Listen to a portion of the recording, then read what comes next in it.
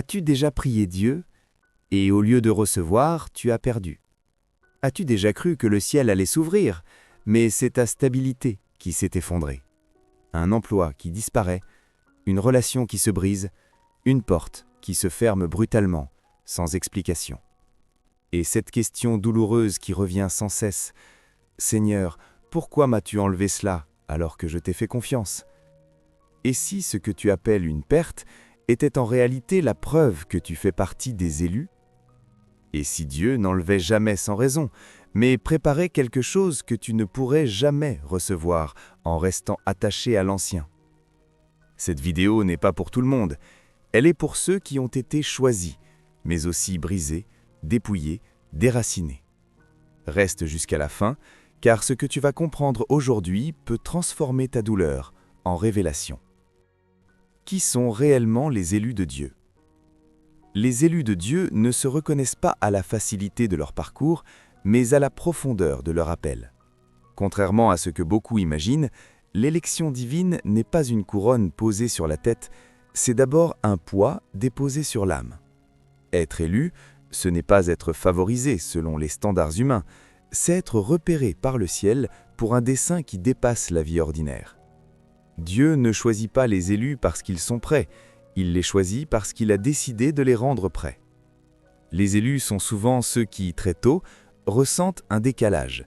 Ils aiment profondément, mais sont incompris. Ils donnent beaucoup, mais reçoivent peu. Ils portent une sensibilité spirituelle qui les expose à des combats invisibles. Leur cœur est habité par une soif qu'aucun succès terrestre ne peut apaiser. Ils sentent qu'ils sont faits pour plus, sans toujours savoir pourquoi exactement. L'élection commence souvent par un appel silencieux, pas une voix audible, mais une conviction intérieure, une impression persistante que la vie ne se limite pas à ce que l'on voit. Les élus sont attirés par Dieu avant même de comprendre Dieu. Ils tombent, se relèvent, doutent, mais quelque chose en eux refuse d'abandonner complètement la foi, même quand tout s'écroule. Dans la Bible, les élus n'ont jamais été choisis dans le confort. Abraham a été appelé à quitter, Moïse a été appelé après l'exil, David a été appelé pendant l'oubli. L'élection divine commence presque toujours dans un lieu où personne ne regarde, parce que Dieu travaille d'abord l'être intérieur avant de manifester la mission extérieure. Être élu signifie être mis à part, et cette mise à part fait mal. Elle isole, elle confronte, elle expose les failles. Dieu permet que l'élu traverse des saisons où il se sent rejeté, délaissé, voire abandonné, non pour le détruire, mais pour le détacher des validations humaines.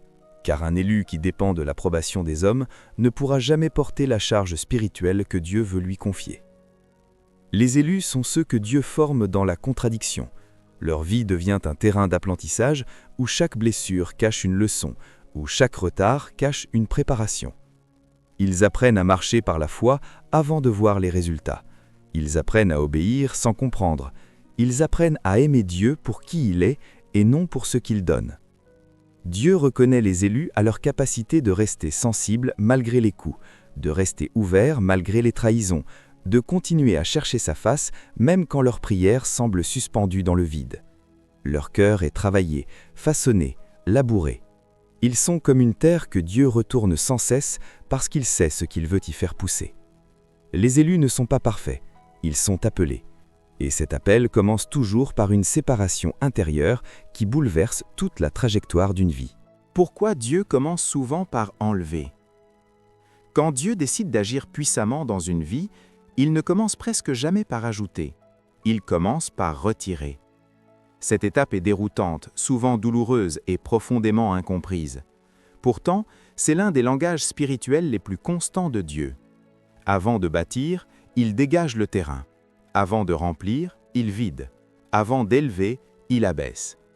Dieu voit ce que nous ne voyons pas. Là où nous voyons une perte, lui voit un obstacle à la destinée. Ce qu'il enlève n'est pas toujours mauvais en soi, mais cela est devenu incompatible avec ce qu'il veut accomplir. Certaines choses étaient adaptées à une saison, mais deviennent dangereuses dans la suivante. Dieu n'enlève pas par cruauté, il enlève par clairvoyance. Pour les élus, l'attachement est souvent le premier combat. Attachement à une position, à une relation, à une identité, parfois même à une bénédiction passée. Dieu sait que ce à quoi ton cœur s'accroche trop fort finit par gouverner tes décisions. Alors il intervient, non pour te briser, mais pour te libérer. Car un cœur lié ne peut pas marcher librement dans l'appel divin. Il y a des moments où Dieu enlève ce qui te donnait un sentiment de contrôle. Tu pensais maîtriser la trajectoire, anticiper l'avenir, sécuriser les résultats. Puis tout bascule. Ce retrait soudain révèle une vérité essentielle. Tu faisais confiance au système, mais Dieu veut que tu fasses confiance à sa voix. Tant que la sécurité visible est là, la dépendance spirituelle reste partielle. Dieu enlève aussi pour corriger la source de ton identité. Quand ta valeur est liée à ce que tu fais, à ce que tu possèdes ou à ce que les autres pensent de toi, ton identité devient fragile. Alors, Dieu retire ses appuis extérieurs afin que tu découvres qui tu es réellement en lui. Les élus doivent apprendre à exister sans titre, sans applaudissements, sans garantie humaine. Il est important de comprendre ceci. Dieu n'enlève jamais sans prévoir. Chaque retrait est accompagné d'une provision invisible, mais celle-ci ne se révèle qu'avec le temps. C'est pourquoi cette phase est si éprouvante.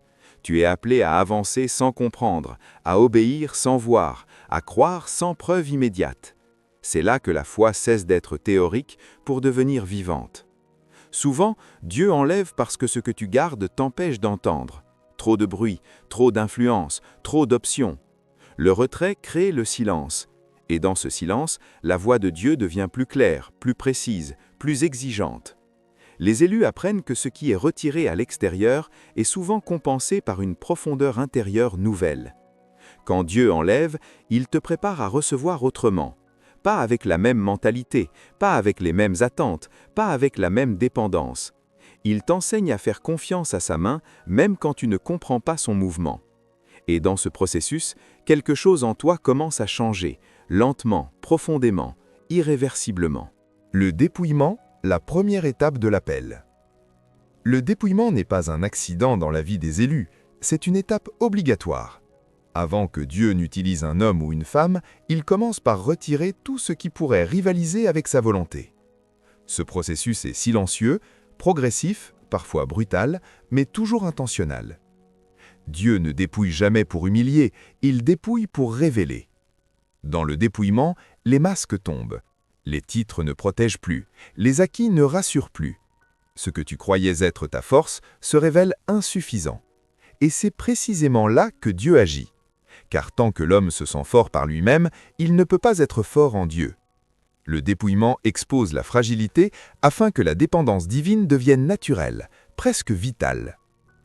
Cette étape touche d'abord l'intérieur avant d'atteindre l'extérieur.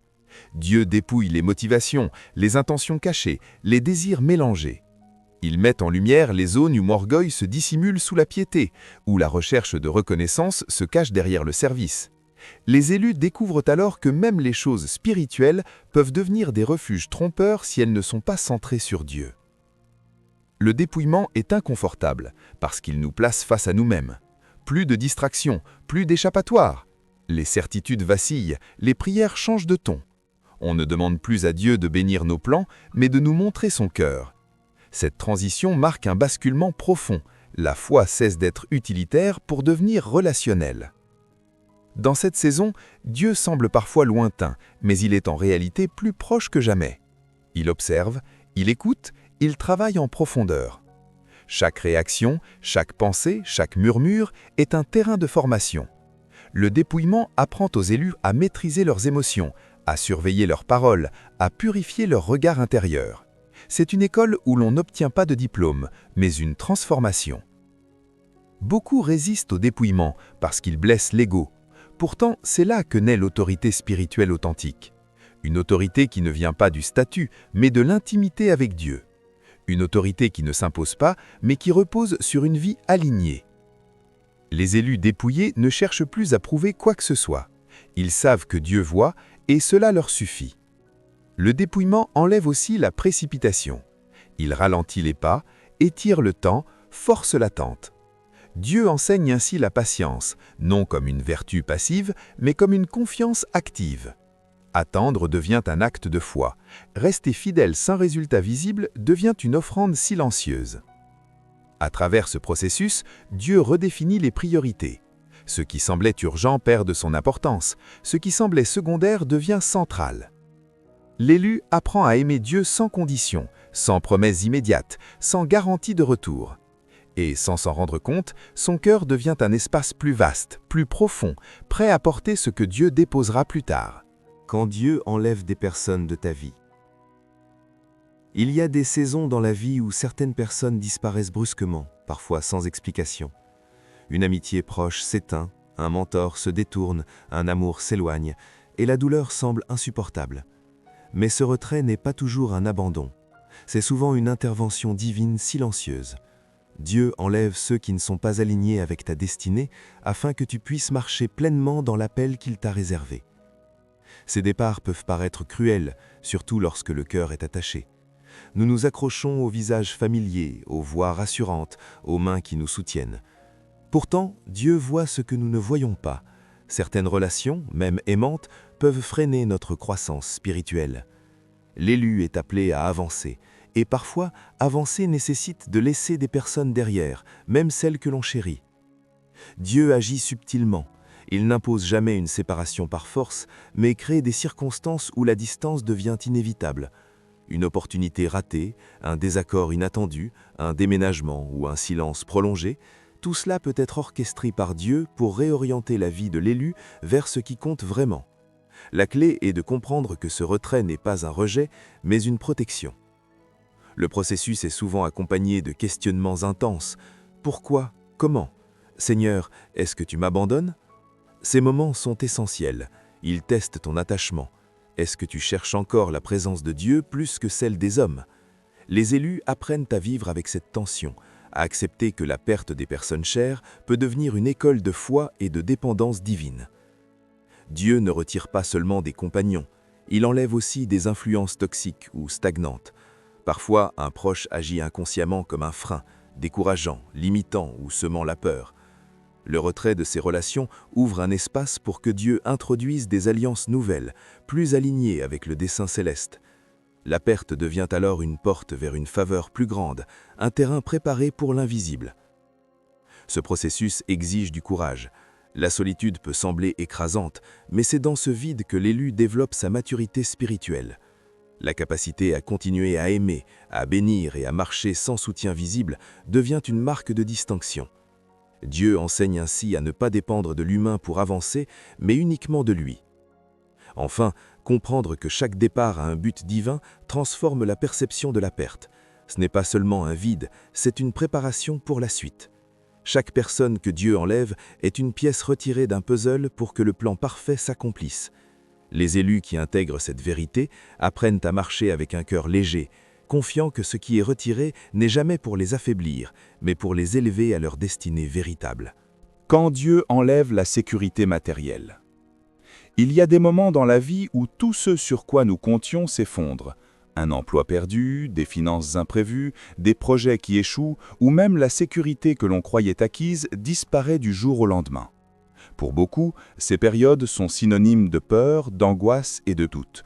Mais pour les élus, ce retrait matériel n'est jamais un hasard. C'est une leçon de dépendance divine et de transformation intérieure.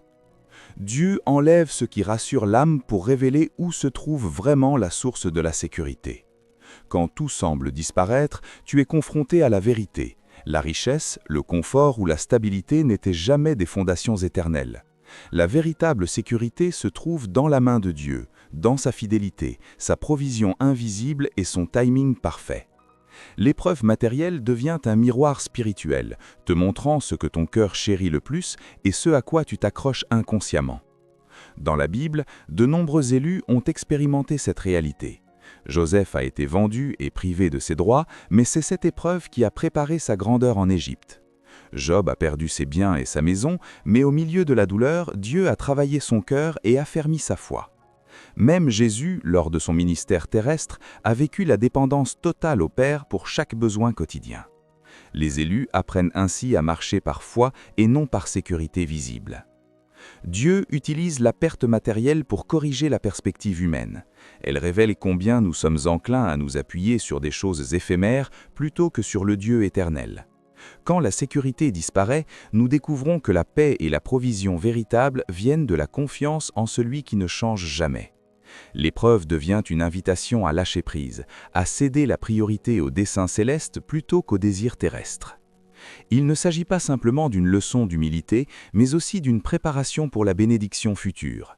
Le vide créé par Dieu n'est jamais définitif, il est intentionnel. Chaque retrait prépare un espace où la provision divine peut se manifester pleinement et de manière renouvelée. Dieu ne redistribue pas seulement ce qui est enlevé, il multiplie et transforme ce qui est donné pour qu'il corresponde à la maturité spirituelle acquise pendant le désert. Enfin, ces moments d'incertitude matérielle révèlent le courage et la fidélité de l'élu. Ceux qui restent loyaux et patients, même au cœur du vide, découvrent une abondance qui dépasse la logique humaine. Le retrait devient alors un catalyseur de foi, apprendre à dépendre de Dieu, à recevoir sa guidance et à attendre sa provision avec un cœur aligné sur ses plans. Dans cette école, chaque épreuve matérielle est un tremplin vers une destinée divine plus vaste, où la confiance en Dieu devient la véritable richesse. Le silence de Dieu après la perte. Il y a un moment dans la vie de tout élu où, après avoir perdu ce qui semblait précieux, Dieu se tait. Pas un bruit, pas de réponse immédiate, pas de direction claire. Ce silence peut sembler cruel, presque comme un abandon, surtout lorsque l'on s'attend à une manifestation visible de sa présence. Mais pour l'élu, ce silence n'est pas vide, il est rempli de préparation, de purification et d'intimité divine. Le silence de Dieu est souvent la plus grande école de la foi. Dans ces périodes, tu es confronté à toi-même, à tes craintes, à tes doutes. Les épreuves ne cessent pas et la douleur demeure, mais quelque chose en toi commence à changer. Tu apprends à ne plus chercher des réponses immédiates, à ne plus mesurer la valeur de Dieu à travers ce que tu reçois. Le silence devient un miroir, révélant l'authenticité de ton cœur. Qui cherches-tu vraiment, Dieu ou ce qu'il peut te donner? Dieu se tait pour cultiver l'écoute intérieure. Les élus découvrent que trop de bruit, qu'ils viennent du monde, des conseils des autres ou même de leurs propres pensées, peut étouffer la voix divine. Dans le silence, chaque prière devient plus profonde, chaque murmure du cœur devient audible, chaque conviction se transforme en foi vivante. C'est là que l'âme commence à développer une dépendance sincère et mature. Le silence est également une période de renforcement intérieur. Il est facile de paraître fort quand tout va bien, mais quand Dieu se tait et que les circonstances semblent contraires, la véritable force se révèle. L'élu apprend la patience, l'endurance et la persévérance. Il apprend à marcher par la conviction plutôt que par la certitude, par l'espérance plutôt que par la garantie, par la foi plutôt que par la preuve tangible.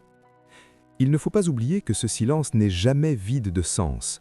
Pendant que tu attends, Dieu travaille dans les coulisses. Il façonne des rencontres, prépare des opportunités, affine tes compétences spirituelles et morales.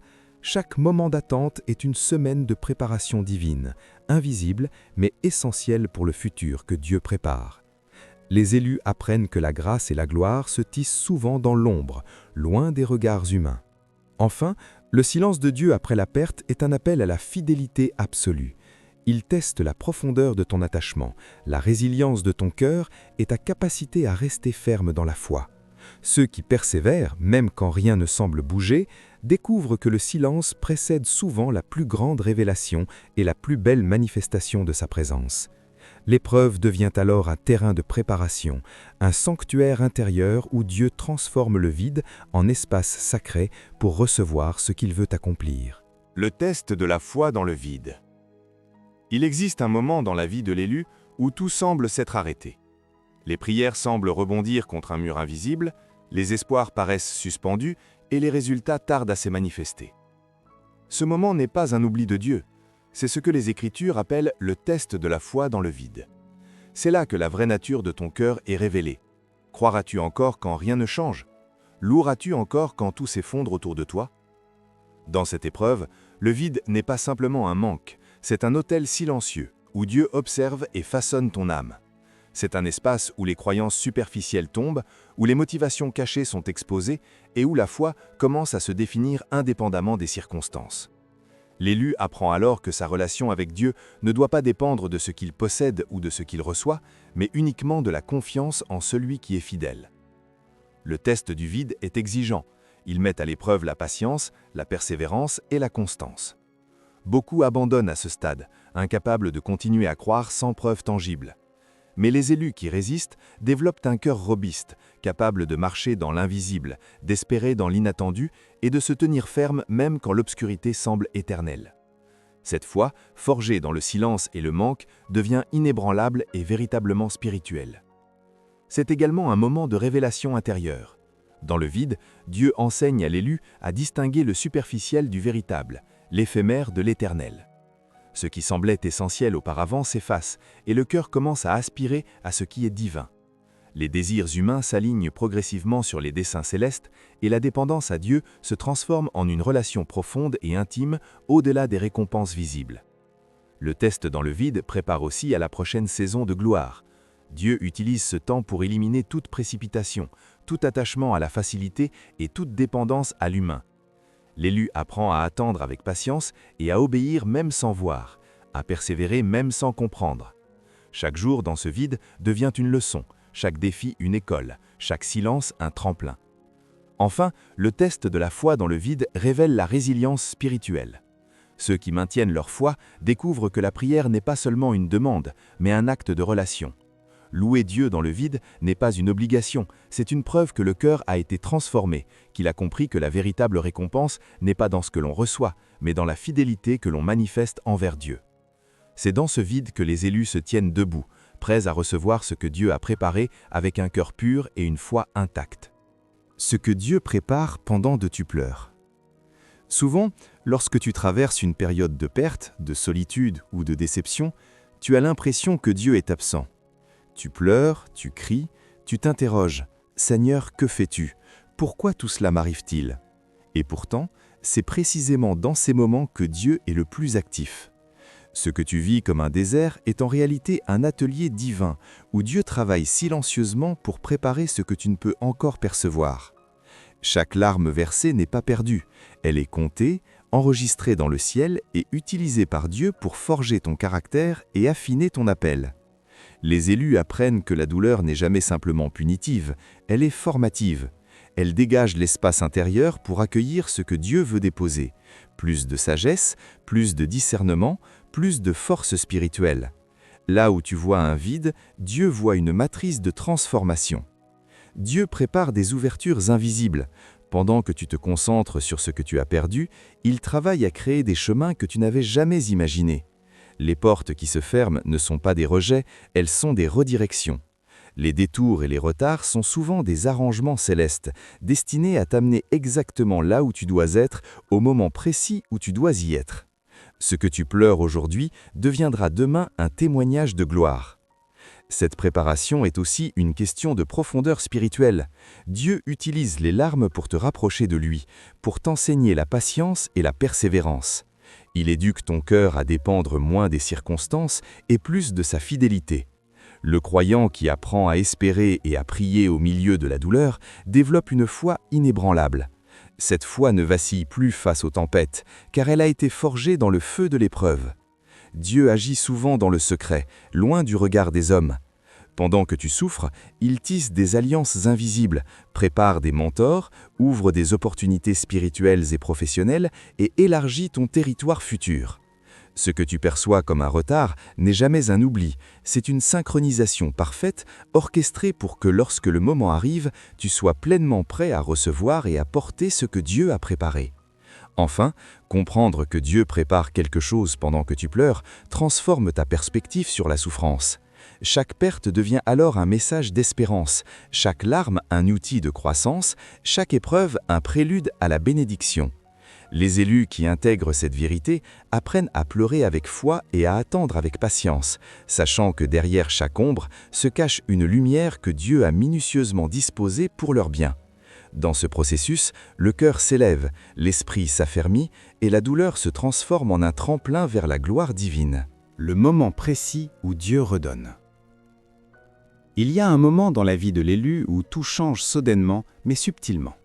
Ce moment n'est pas toujours bruyant ou spectaculaire. Parfois, il arrive comme une brise douce après une tempête, comme un rayon de lumière perçant les nuages après une longue nuit.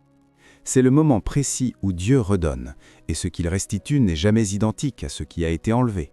Tout est transformé, multiplié et perfectionné selon son plan. Dieu ne redonne jamais trop tôt. Il attend que le cœur soit prêt, que la foi ait été éprouvée, que l'esprit ait été purifié. La restitution ne se limite pas aux biens matériels ou aux relations perdues. Elle touche le cœur, la sagesse, la maturité et la capacité à gérer la bénédiction. Les élus qui ont traversé le dépouillement apprennent à recevoir non avec avidité, mais avec gratitude et discernement. Souvent, ce redonner divin est accompagné d'une provision surnaturelle. Les ressources, les opportunités et les alliances apparaissent exactement au moment où elles sont nécessaires. Ce timing parfait révèle que Dieu est le maître du calendrier et que chaque retard, chaque silence et chaque perte n'était qu'une préparation pour maximiser l'impact de la restitution. Rien n'est laissé au hasard, car chaque détail de la vie d'un élu est orchestré avec précision. La restauration divine ne se limite pas à combler un vide, elle vise à élever, transformer et renouveler. Ce que Dieu redonne a souvent un caractère supérieur à ce qui a été enlevé. Il multiplie les dons, enrichit l'expérience et amplifie la portée de la destinée. Les élus qui ont traversé le dépouillement apprennent à recevoir non avec avidité, mais avec gratitude et discernement. Souvent, ce redonner divin est accompagné d'une provision surnaturelle. Les ressources, les opportunités et les alliances apparaissent exactement au moment où elles sont nécessaires. Ce timing parfait révèle que Dieu est le maître du calendrier et que chaque retard, chaque silence et chaque perte n'était qu'une préparation pour maximiser l'impact de la restitution. Rien n'est laissé au hasard, car chaque détail de la vie d'un élu est orchestré avec précision. La restauration divine ne se limite pas à combler un vide, elle vise à élever, transformer et renouveler. Ce que Dieu redonne a souvent un caractère supérieur à ce qui a été enlevé. Il multiplie les dons, enrichit l'expérience et amplifie la portée de la destinée. Les élus qui ont traversé le dépouillement apprennent à recevoir non avec avidité, mais avec gratitude et discernement. Enfin, comprendre le redonner divin transforme la perception de la vie elle-même. Chaque retrait, chaque épreuve, chaque période de silence prend un sens. Les élus apprennent que la fidélité à Dieu, même dans les moments les plus difficiles, ouvre la voie à une bénédiction qui dépasse toutes les attentes. Le redonner de Dieu n'est pas seulement matériel ou tangible, il est spirituel, stratégique et durable, scellant le témoignage de ceux qui ont su attendre et persévérer dans la foi. La responsabilité spirituelle après la restauration. Recevoir la restauration divine n'est jamais une fin en soi. Pour l'élu, chaque bénédiction vient avec une responsabilité spirituelle. Ce que Dieu redonne n'est pas uniquement destiné à combler un vide ou à rétablir ce qui a été perdu. C'est un outil, un mandat, une mission. Les élus comprennent rapidement que la restauration transforme leur vie en un témoignage vivant, destiné à inspirer et à guider d'autres âmes. Après la restauration, le cœur de l'élu est profondément marqué par la grâce et la fidélité de Dieu. Cette expérience crée une compassion nouvelle, un désir ardent de partager ce que Dieu a fait, non pour se glorifier, mais pour édifier les autres. Chaque bénédiction devient un instrument pour amplifier la lumière de Dieu dans le monde, pour ouvrir des chemins que d'autres ne peuvent pas emprunter seuls et pour rappeler que la fidélité de Dieu est inébranlable. La responsabilité spirituelle implique également la gestion consciente de ce qui est reçu. Les élus sont appelés à ne pas retomber dans les anciennes dépendances ou à idolâtrer les bénédictions elles-mêmes. L'argent, les relations, le talent ou la reconnaissance sont tous des moyens, non des fins. Ils doivent être utilisés avec sagesse, alignés sur le plan divin et au service d'un bien plus grand. L'élu apprend que la fidélité ne se mesure pas seulement dans la perte, mais aussi dans l'utilisation correcte de la restauration. Dieu appelle les élus à devenir des passeurs de lumière. Ceux qui ont expérimenté le vide, le silence et le test de la foi sont maintenant capables de conseiller, de soutenir et d'inspirer ceux qui traversent des épreuves similaires. Le témoignage devient un pont entre l'expérience humaine et l'action divine, un moyen de montrer que chaque retrait et chaque douleur portait un dessein. La restauration n'est complète que lorsqu'elle est partagée et vécue dans la responsabilité spirituelle. Cette responsabilité inclut aussi la vigilance permanente. Les bénédictions peuvent devenir des pièges si le cœur n'est pas discipliné. L'élu doit rester humble, dépendant et constamment réceptif à la voix de Dieu. Il apprend que la gloire ne réside pas dans ce qu'il possède maintenant, mais dans la fidélité avec laquelle il continue à marcher avec Dieu, à servir et à aimer malgré les distractions et les succès apparents. Enfin, la restauration transforme la destinée de l'élu. Elle n'est pas seulement un retour à l'état antérieur, mais un point de départ pour un impact supérieur. Les leçons apprises dans le dépouillement et le vide deviennent des fondations solides. Les bénédictions reçues deviennent des instruments pour accomplir la mission divine. L'élu, pleinement conscient de sa responsabilité, marche désormais avec un cœur aligné, une vision élargie et une foi prête à toucher et à transformer le monde autour de lui. Si cette vidéo t'a parlé, si elle a touché ton cœur et éveillé ta foi, alors n'oublie pas que ton engagement compte. Like cette vidéo pour montrer que tu crois que Dieu agit même dans les pertes. Commente ci-dessous ton expérience, comment Dieu t'a enlevé quelque chose pour mieux te restaurer. Partage ton témoignage pour inspirer d'autres âmes. Et surtout, abonne-toi à la chaîne pour recevoir d'autres paroles de foi, d'encouragement et d'inspiration spirituelle qui transformeront ta vie. Rappelle-toi, ce que Dieu enlève, il le prépare pour le bien, et ce qu'il redonne dépasse toutes tes attentes. Reste fidèle, persévère dans la foi et marche avec confiance vers la destinée qu'il a tracée pour toi. Que Dieu te bénisse abondamment et illumine ton chemin. La responsabilité spirituelle après la restauration. Recevoir la restauration divine n'est jamais une fin en soi. Pour l'élu, chaque bénédiction vient avec une responsabilité spirituelle. Ce que Dieu redonne n'est pas uniquement destiné à combler un vide ou à rétablir ce qui a été perdu. C'est un outil, un mandat, une mission. Les élus comprennent rapidement que la restauration transforme leur vie en un témoignage vivant, destiné à inspirer et à guider d'autres âmes. Après la restauration, le cœur de l'élu est profondément marqué par la grâce et la fidélité de Dieu. Cette expérience crée une compassion nouvelle, un désir ardent de partager ce que Dieu a fait, non pour se glorifier, mais pour édifier les autres. Chaque bénédiction devient un instrument pour amplifier la lumière de Dieu dans le monde, pour ouvrir des chemins que d'autres ne peuvent pas emprunter seuls et pour rappeler que la fidélité de Dieu est inébranlable. La responsabilité spirituelle implique également la gestion consciente de ce qui est reçu. Les élus sont appelés à ne pas retomber dans les anciennes dépendances ou à idolâtrer les bénédictions elles-mêmes. L'argent, les relations, le talent ou la reconnaissance sont tous des moyens, non des fins. Ils doivent être utilisés avec sagesse, alignés sur le plan divin et au service d'un bien plus grand. L'élu apprend que la fidélité ne se mesure pas seulement dans la perte, mais aussi dans l'utilisation correcte de la restauration. Dieu appelle les élus à devenir des passeurs de lumière. Ceux qui ont expérimenté le vide, le silence et le test de la foi sont maintenant capables de conseiller, de soutenir et d'inspirer ceux qui traversent des épreuves similaires. Le témoignage devient un pont entre l'expérience humaine et l'action divine, un moyen de montrer que chaque retrait et chaque douleur portaient un dessein. La restauration n'est complète que lorsqu'elle est partagée et vécue dans la responsabilité spirituelle. Cette responsabilité inclut aussi la vigilance permanente. Les bénédictions peuvent devenir des pièges si le cœur n'est pas discipliné. L'élu doit rester humble, dépendant et constamment réceptif à la voix de Dieu.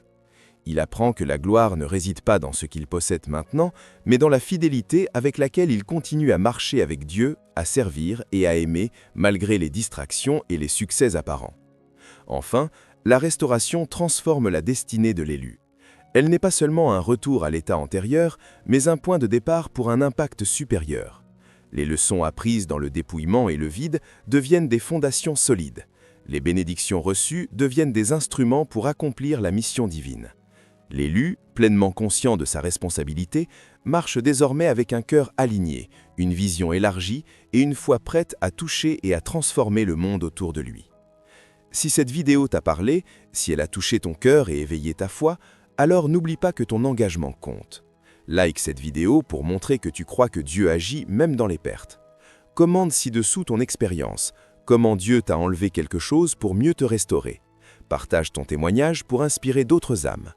Et surtout, abonne-toi à la chaîne pour recevoir d'autres paroles de foi, d'encouragement et d'inspiration spirituelle qui transformeront ta vie. Rappelle-toi, ce que Dieu enlève, il le prépare pour le bien, et ce qu'il redonne dépasse toutes tes attentes. Reste fidèle, persévère dans la foi et marche avec confiance vers la destinée qu'il a tracée pour toi. Que Dieu te bénisse abondamment et illumine ton chemin.